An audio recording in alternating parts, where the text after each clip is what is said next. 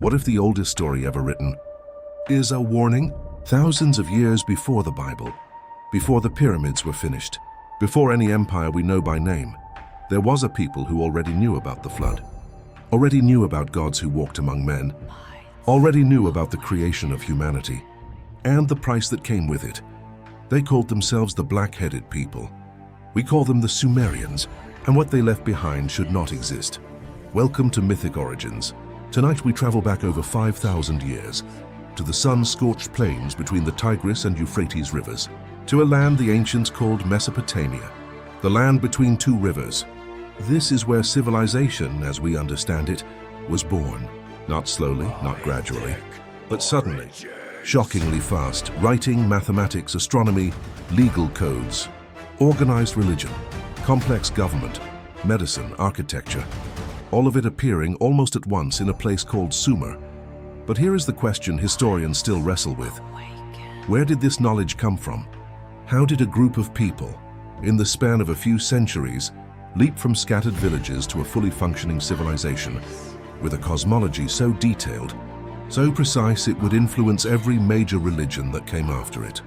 Some say it was genius, some say it was time, and some, including certain Sumerian texts themselves, suggest something far stranger. The Sumerians emerged around 4500 BCE in what is now southern Iraq. Their origin is one of archaeology's great unsolved mysteries. Linguists have spent over a century trying to link Sumerian to any other known language on Earth, and failed. It is a language isolate, completely alone, with no proven relatives.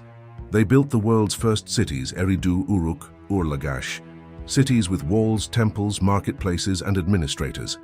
By 3000 BCE, the city of Uruk alone may have housed up to 80,000 people. That is not a village. That is a metropolis in the ancient world. They invented the wheel.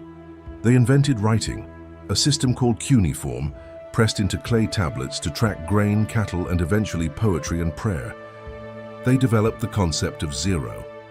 They divided time into 60-second minutes and 60-minute hours, a system we still use today. They mapped the stars and tracked the movements of planets with startling accuracy. When archaeologists first began excavating these ancient cities in the 19th century, they found hundreds of thousands of clay tablets. Most were administrative records, mundane inventories, but hidden among them were stories. And those stories changed everything. In 1872, a British museum scholar named George Smith was cataloguing Sumerian tablets when he came across something extraordinary. A flood story. Not Noah's flood. Something older. Far older. The Epic of Gilgamesh, the world's oldest known written narrative, tells the story of a great king who seeks immortality. Along the way, he meets a man named Utnapishtim, who survived a catastrophic flood sent by the gods. He built a boat. He loaded animals onto it. He waited out the waters. And when it was over, he released a dove to search for land. George Smith, upon reading this, reportedly ran around the room in a frenzy, tearing off his clothes in disbelief. Because the story predated the biblical flood narrative by at least 1,000 years. This was not a coincidence. It raised a question that scholars still debate. Did the biblical authors draw from Sumerian mythology? Or did both stories trace back to an even older shared memory, perhaps of a real catastrophic event? Modern geology confirms that the Persian Gulf region experienced severe flooding somewhere between 5,000 and 7,000 years ago, close enough to the estimated time frame of these stories to make researchers pause. But the flood story is only one piece of a much larger puzzle. Here is where the story gets darker and stranger. The Sumerians wrote extensively about a group of divine beings called the Anunnaki, literally translated as those who from the heavens came, or depending on the scholar, those of princely blood.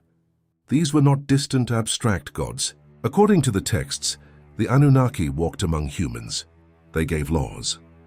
They built cities. They intervened directly in human affairs, and according to the Sumerian creation myth, the Enuma Elish and the Atrahasis epic, they created humanity itself. Not through love or divine inspiration, through need. The story, preserved on clay tablets, says the Anunnaki were laboring to survive, digging canals, mining the earth, suffering. They grew tired, rebellious, and so they created a lesser being to do the work for them. They mixed divine blood with clay, and from that mixture came the first humans, created not in the image of God out of divine love, but as laborers, born into service. Now, and this must be said clearly, this is mythology, ancient religious narrative, but the disturbing detail is how specific it is. The text described genetic mixing, breeding experiments, multiple failed attempts before the right form was achieved, failed beings with deformities, too many limbs, no mouths, broken bodies, discarded before success. To the ancient Sumerians, this was literal history, sacred truth, the story of where they came from. In the 20th century, a controversial writer named Zecharia Sitchin interpreted these texts as literal accounts of extraterrestrial beings who visited Earth and engineered humanity. This theory, known as the ancient astronaut hypothesis, has no scientific support and is rejected by mainstream archaeology. But it persists in part because the Sumerian texts themselves are so strange, so specific, that even serious scholars admit they are difficult to categorize neatly. What is undeniable is this: the Sumerians believed they were created by beings more powerful than themselves. And they built their entire civilization, their laws, their temples, their calendars, in service to that belief. But let us return to the question that haunted us at the beginning. Why did the Sumerians know so much? Their astronomical records are by any measure remarkable. They tracked the movement of Venus across the sky with an accuracy not matched by European astronomers until thousands of years later. They calculated the synodic period of the moon, the time it takes to complete its cycle relative to the sun, to within seconds of what modern instruments confirm. They had a unit of time called the Sar, 3,600 years. They multiplied large numbers using base 60 mathematics, a system complex enough that some historians still struggle to fully reconstruct it. They knew the Earth was round long before it was accepted in the Western world. And then there is the Sumerian King List, a document, copies of which survive to this day, that lists the kings of Sumer from the earliest times. Most of the list is normal, unremarkable, historical, but the early entries are not. The first kings listed are said to have reigned for tens of thousands of years. One king, Alulim, is credited with a reign of 28,800 years. Another, Inmenluana, for 43 to 200.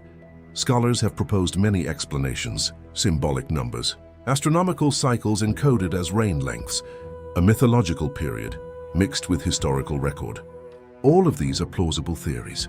None are proven. What is certain is that the Sumerians themselves believed in an age before the flood, a golden era when divine kings ruled directly. Lifespans lasted millennia, and knowledge flowed freely between gods and humans. Then came the flood, and something was lost. The Sumerian civilization did not die quietly. It was absorbed, conquered, first by the Akkadians, then the Babylonians. Their language faded. Their temples were repurposed. Their gods were renamed and folded into new pantheons. The stories were retold with new characters, but the same bones. But before they vanished, the Sumerians did something extraordinary. They wrote it all down. Every prayer, every myth, every law, every medical procedure, every astronomical observation, as though they knew somehow that it needed to be preserved. That time was running out. There is a Sumerian lament poem, written after one of their cities fell, that reads like a funeral dirge for a civilization that knew it was dying. The goddess Ningal weeps as her city is destroyed. She begs the gods to spare it. She is ignored. What strikes historians is not the grief. It is the self-awareness. The Sumerians knew they were part of a larger story. A story with a beginning, a catastrophe and an uncertain end. We are in many ways still living in the echo of what they built. The laws we follow trace back in legal spirit to the Code of Urnamu, Sumerian, not Roman. The 60 minutes in your hour, Sumerian. The stories your culture tells about creation and floods and divine punishment, shaped whether directly or indirectly by clay tablets pressed by Sumerian hands in a world so old it barely seems real. They were the first, and the first thing they told us was that they did not invent themselves, that someone or something made them, and charged them with a task they were never fully told, whether That is myth or memory. Whether those stories are poetry or evidence may be the most important question. We are still trying to answer, because the Sumerians vanished. Their language died, their empire crumbled, but their tablets survived, which means they wanted us to find them.